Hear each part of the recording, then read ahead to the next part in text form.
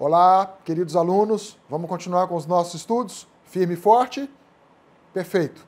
Vamos começar então com a unidade 6 e nessa unidade 6 nós veremos então uma outra matéria, uma matéria bem importante também, referente aos títulos de crédito. É uma matéria, inclusive, muito mais difundida, muito mais próxima de cada um de nós pela sua praticidade. Quando se fala em títulos de crédito, nós temos que ter em mente uma letra de câmbio, uma nota promissória, um cheque, uma duplicata, e assim nós faremos. Nessa unidade 6, nós vamos ver a teoria geral dos títulos de crédito. Na unidade 7, nós vamos falar sobre letra de câmbio e nota promissória, e vamos terminar a unidade 8 falando do cheque e da duplicata. Pois bem, falando então em teoria geral dos títulos de créditos, nós temos que definir o que vem a ser título de crédito.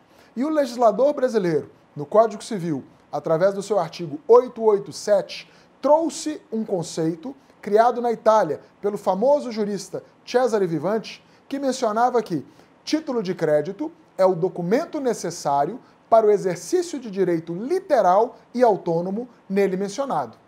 Desse conceito, então, nós podemos extrair princípios muito importantes e que são aplicados muito ou frequentemente nos títulos de crédito.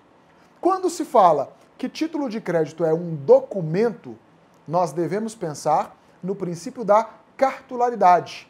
O título de crédito se materializa, se apresenta em uma cártula. Eu preciso de ter um documento físico, embora já tenha entendimento do STJ pacificando a existência da duplicata virtual, a maioria dos títulos de crédito ainda são corpóreos, ainda são materializados em uma cártula.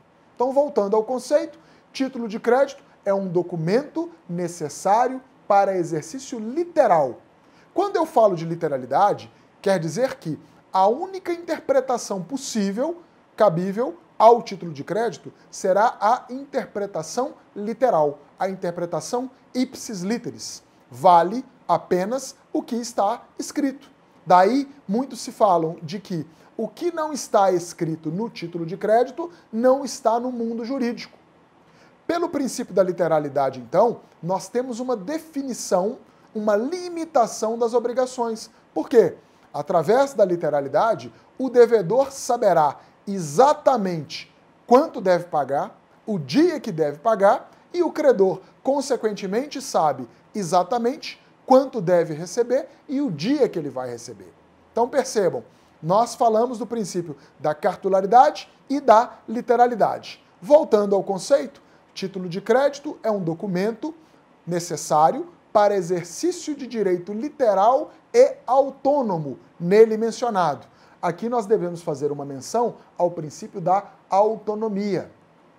Pela característica do direito empresarial, cada obrigação constante do título de crédito é uma obrigação autônoma uma da outra, ou seja, uma obrigação sem vinculação com a outra. Ou seja, se uma obrigação ou algumas obrigações no título de crédito forem declaradas nulas, a nulidade dessa obrigação não invalidará as outras. Então percebam, há um caráter muito mais dinâmico próprio da atividade empresarial nesses princípios. Princípio, então, da cartularidade, da literalidade e da autonomia.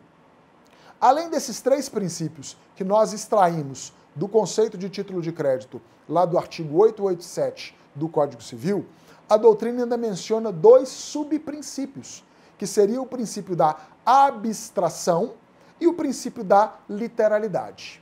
O que seria o princípio da abstração? Pelo princípio da abstração, o título de crédito, na sua regra, na maioria dos casos, se abstrairá do negócio jurídico que lhe deu origem. Ou, melhor dizendo, não se discutirá o negócio jurídico que deu origem ao título de crédito. E aí nós falamos que os títulos de crédito são classificados entre causais e não causais.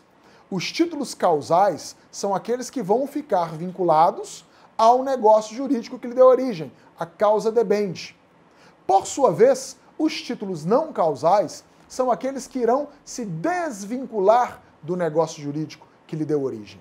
Então nós poderemos falar que o título de crédito será sempre emitido com base em um negócio jurídico. Exemplo, comprei um automóvel, emiti um cheque para pagar. A causa debende desse cheque foi a compra e venda do automóvel.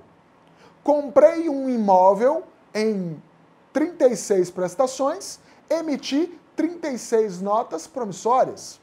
Ou seja, a causa debende dessa nota promissória foi o contrato de compra e venda do imóvel. Então percebam que todo título de crédito tem a sua causa debende.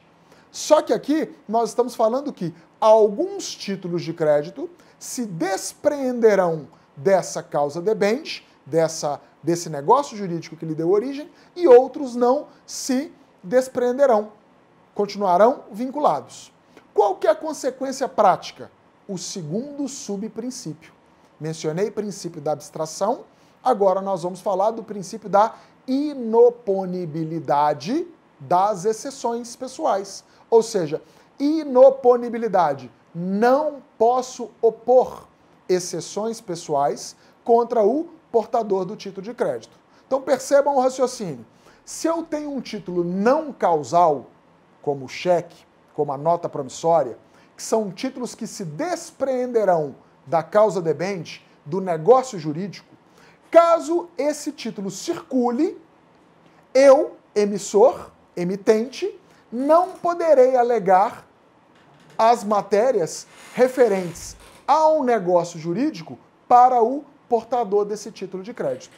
E aí, como exemplo, nós poderíamos falar que eu comprei um automóvel de 30 mil reais, emiti um cheque para pagamento daqui uma semana, por exemplo, e descobri um dia após a compra e venda que esse automóvel teve o motor fundido 18 vezes. Ora, seria um caso de se declarar ou de se tentar sustar esse cheque. Seria um caso de se pedir um abatimento nesse contrato de compra e venda. E aí eu poderia opor as defesas pessoais, mas eu posso opor as minhas defesas pessoais apenas contra o vendedor do automóvel. Se esse vendedor do automóvel que recebeu o meu cheque, endossou, transferiu esse cheque para um terceiro, para um quarto, para uma outra pessoa de boa fé, e essa pessoa vem me cobrar, eu não posso alegar as defesas pessoais contra esse portador. Eu devo pagá-lo e aí sim, em direito de regresso, discutir a minha relação contratual contra o vendedor.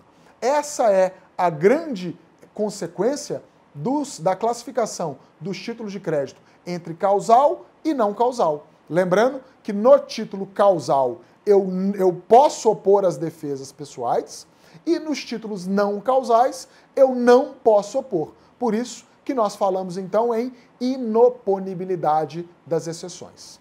Com essa situação, nós fechamos então a teoria geral dos títulos de crédito, mencionando então sobre os principais princípios, que são cartularidade, literalidade, autonomia, abstração e a inoponibilidade das exceções. Grande abraço para vocês, bons estudos, fiquem com Deus.